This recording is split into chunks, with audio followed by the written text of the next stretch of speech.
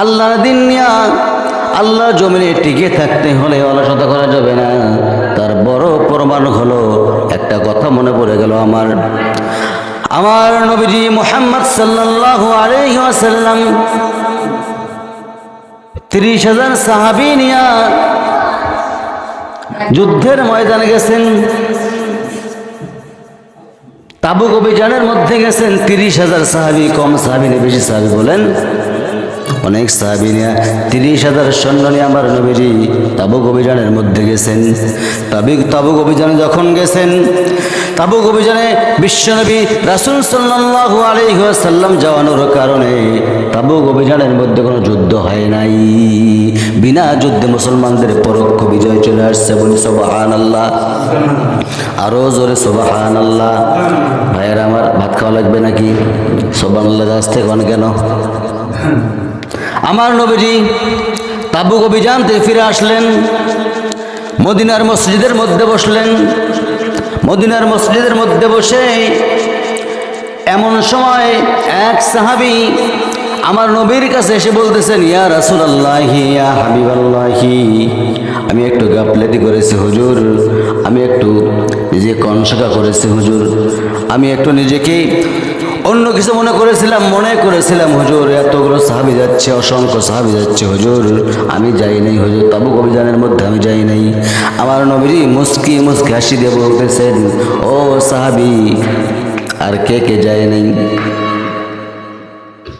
ওই সাহাবী বললেন, হুজুর কাব বিন মালিককে বললেন,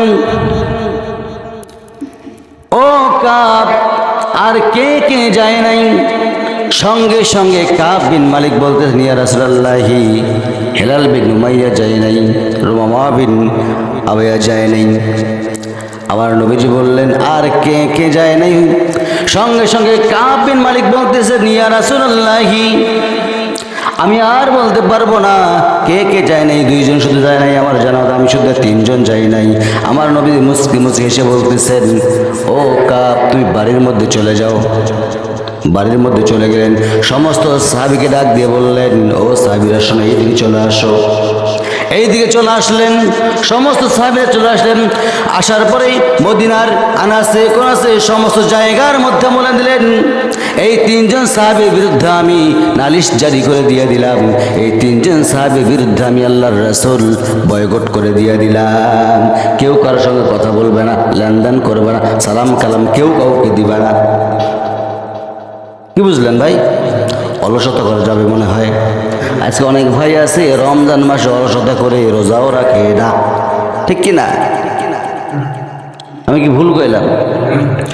আমার ভাইয়ের, আমার বন্ধুগণ, আমার এক পর্যায়ে এই কথা যখন, বয়কটের কথা যখন মদিনার আনাচে কানাচের মধ্যে চলে গেল, মদিনার আনাচে কানাচে যাওয়ার সঙ্গে সঙ্গে কাব বিন মালিক রাদিয়াল্লাহু তাআলা আনহু বাড়ির মধ্যে গেলেন। স্ত্রীর দরজার মধ্যে করাঘাত করতেছেন, নক করতেছেন, ও আমার স্ত্রীকে দরজা খুলে দাও, দরজা খুলে দাও। ঘরের মধ্যে স্ত্রী বলতেছেন, ও আমার স্বামী গো, দরজা খুলবো না কেন? দরজা খুলবো না কেন? দরজা অবশ্যই আমি খুলে দেব, কারণ দরজা আমি দরজা খুলে দেব, এই পাশে দরজা খুলবো, পিছনের দরজা দিয়ে আমি আপনার স্ত্রী বের হয়ে চলে যাব। কারণ এই জন্য বের হয়ে যাব, যে মানুষটাকে স্বয়ং আল্লাহর রাসূল সাল্লাল্লাহু আলাইহি ওয়াসাল্লাম তিনি নিজে পর্যন্ত বয়কট করতে পারেন, আমি আপনার স্ত্রী হয়ে আমি আপনাকেও বয়কট করে দিয়ে দিলাম। আমার ভাইয়েরা, সন্তানগুলো আছে, সন্তানগুলোকে বলতেছেন, ও আমার সন্তানেরা এইদিকে সব একটু আদর করে দিই।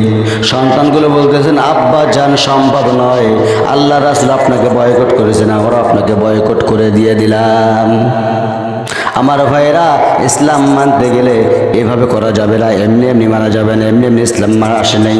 আংশিক মানলে হবে না, আংশিক মানলে হবে না, আংশিক মানলে হবে না। আফাতুমিনুনা বিবাদিল কিতাবি ওয়া তাকফুরুনা বিবাদ। জোরে বলুন আল্লাহু আকবার। আল্লাহ তাআলা বলেন, তোমরা কিতাবের কিছু অংশ মানবে, কিছু অংশ মানবে না, তা হবে না, তা হবে না। মানলে পুরোপুরি মেনে নিতে হবে। এখন তো মশার দিন, মশারি মশারি লটকাই কি লটকাই না বলেন, আসতে করবেন না। মশারি লটকাই কি লটকাই না? মশারি তো আমরা ঠিকই লটকাই, মশারি লটকাই ঠিক আছে, কিন্তু অর্ধেকটা মশারি উপরের মধ্যে উঠে রাখবেন, অর্ধেকটা মশারি ফেলা দেবেন, মশা খাবে না। আমার ভাইয়েরা, বাথরুমে যাবেন, অর্ধেকগুলো পায়খানা করবেন, অর্ধেকগুলো পায়খানা করবেন না, কোনো সমস্যা সমস্যা নাই। প্রস্রাব করতে যাবেন, অর্ধেকগুলো করবেন, অর্ধেকগুলো করবেন না, হয়ে গেল। এইটা যদি না হয়, এইটা যদি না হয়, তাহলে কিতাবের কিছু অংশ মানবেন, কিছু অংশ মানবেন না, তা হবে? এটা কি মোল্লার কথা না আল্লাহর কথা?